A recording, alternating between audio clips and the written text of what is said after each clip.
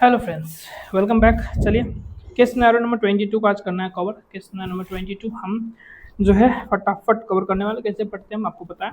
चलिए स्टार्ट करते हैं। बेजांसी and company a partnership firm is engaged in retail trade since 1st of April। ठीक है। The form become liable for registration on 1st of अक्टूबर। तो section number 22 के हिसाब से इनकी जो है लाइबिलिटी 20 लाख या 40 लाख के केस में भी वो इनकी जो है टर्नओवर क्रॉस होने की वजह से इनकी लाइबिलिटी बन गई 1 अक्टूबर के। इसके बाद क्या करना चाहिए इनको।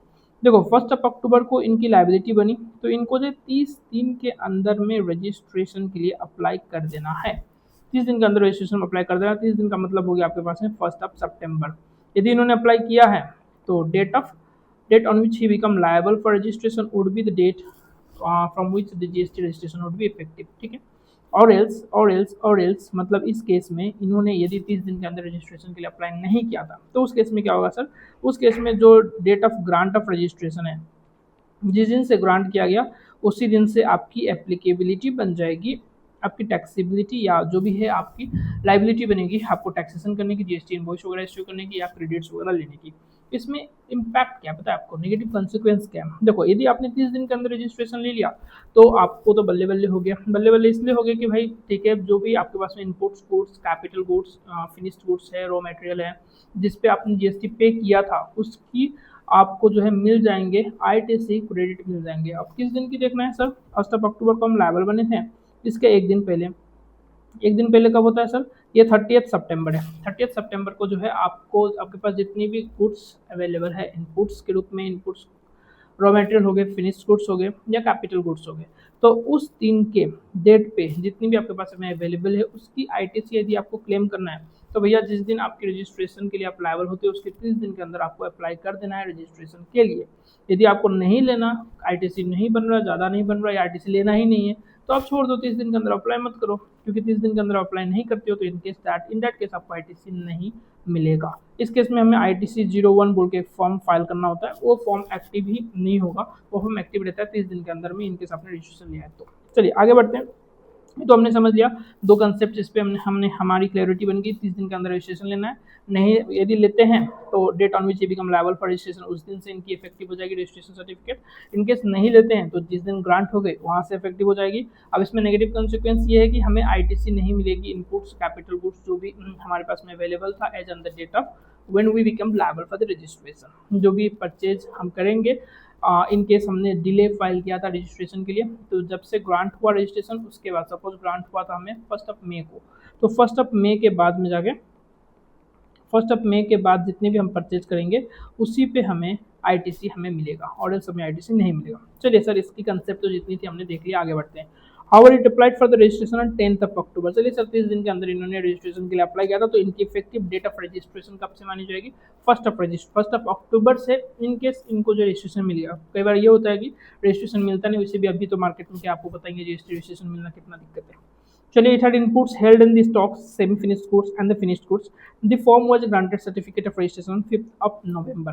चलिए कोई नहीं, 5th नवंबर को इनको जो है रजिस्ट्रेशन मिला है, बट एट हम जो है इनकी क्योंकि 29 दिन के अंदर रजिस्ट्रेशन 29 दिन के अंदर रजिस्ट्रेशन के लिए अप्लाई कर दिया था, डेट इनकी जो इफेक्टिव बनेगी that will be 1 October. Registration certificate में जो डेट लिखा होगा 1 अक्टूबर लिखा होगा। चलिए सर आगे बढ़ते हैं। Varanasi and the company needs to transport one consignment to the transporter and then to the consignee। अच्छा, the distance within the same state between the godown of the firm and the transporter is 20 kilometers and from the place of transporter to consignee is 99 kilometers respectively। Sir ये कहीं ना कहीं हमें ना पूछना चाह रहा है यूए बिल के कंसेप्ट पूछना चाह रहा है सर।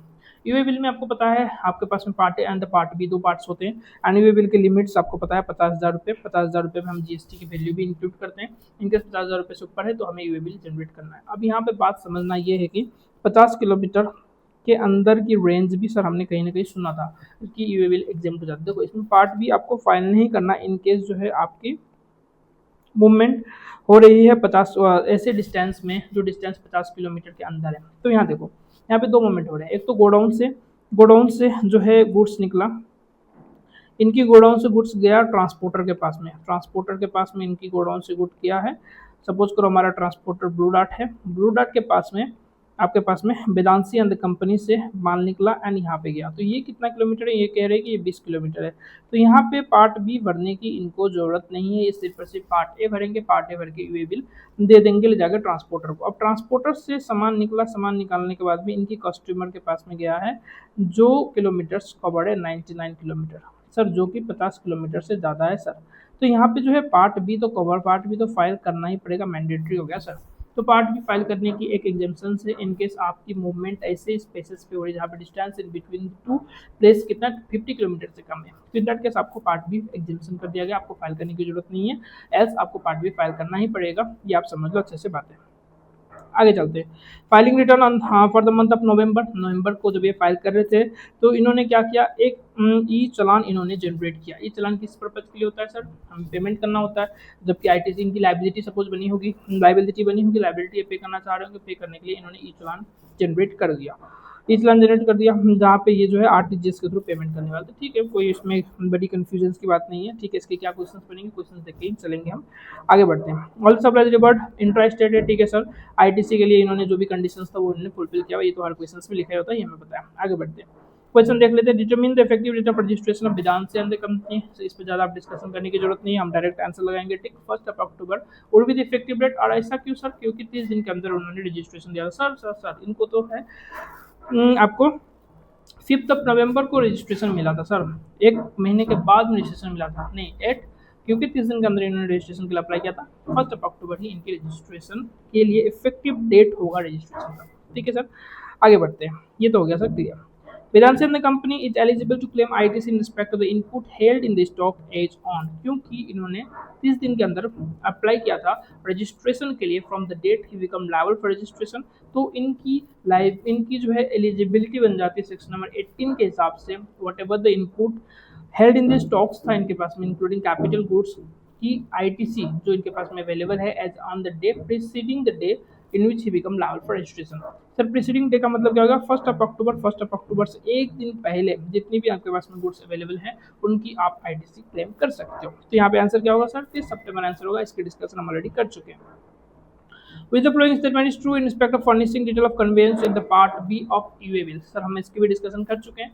पार्ट बी के लिए हमें क्या करना पड़ेगा, गोडाउन से ट्रांसपोर्टर 20 किलोमीटर था, इसके लिए उस पर जरूरत नहीं पड़ेगा, उसके बाद हमें जरूरत पड़ जाएगी।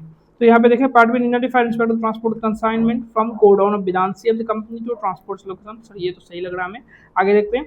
Part B need not be filed in respect of the transport of the consignment from transport location to consigning. नहीं सर ये गलत है, 99 किलोमीटर था, 50 किलोमीटर से ऊपर है, तो ये आंसर गलत हो गया यहाँ पे। Information of part B neither required in transporter of the consignment from godown to transporter location not from this. ना सर, एक में तो चाहिए हमें, इस पे चाहिए होगा। हाँ, जो ट्रांसपोर्टर के लोकेशन से कस्टमर के लोकेशन था वहाँ पे तो चाहिए होगा, इसकी वजह से ये आंसर गलत हो गया। मैंडेटरी कह रहा है ये दोनों ही केसेस में, तो इन दैट केस ये भी आंसर आपके पास में गलत हो गया। आंसर आपके पास में एक आ गया, 3 का answer number A is the right answer. आगे बढ़े sir. Determine the validity of E challan generated by the Vedanshi company for payment of the taxes for the month of November. ये तो आपने पढ़ा ही होगा, आपने देखा ही होगा। ई चालान जो है एक बार क्रिएट होने के बाद में ये 15 दिन के लिए एक्टिव रहता है, 15 दिन के लिए एक्टिव रहता है। 15 दिन के अंदर जो है आप इसको पेमेंट कर पाओगे। पेमेंट करने के बाद ही आपको पता है जीएसटी रिटर्न फाइल होगी, उससे तो रिटर्न फाइल होती नहीं। तो इन्होंने ई चालान कब बनाया था, अब ये चेक कर लेते हैं हम। ये चालान इन्होंने बनाया था 5 दिसंबर को। 5 दिसंबर से 15 दिन आपके पास में हो जाते हैं 20 दिसंबर तक ये चालान जो है वैलिड रहने वाला है। इन्होंने यही पूछा है क्वेश्चन यहाँ पे। आपका आंसर जो है क्वेश्चन नंबर 4 का आंसर नंबर सी हो जाएगा, दैट इज 20 दिसंबर। तो ऐसे करके हमने केस सिनेरियो नंबर 22 भी कवर कर लिया। बाकी केस सिनेरियोज के लिए आप इस यूट्यूब चैनल पर कोर्स बने रहेंगे। लाइक एंड सब्सक्राइब तो आपने किया ही होगा इस हम यूट्यूब चैनल को। चलिए शेयर भी कर दीजिएगा ताकि बाकी फ्रेंड्स को भी आपके हेल्प मिले। मिलते हैं नेक्स्ट केस सिनेरियो के साथ में, तब तक के लिए बाय बाय।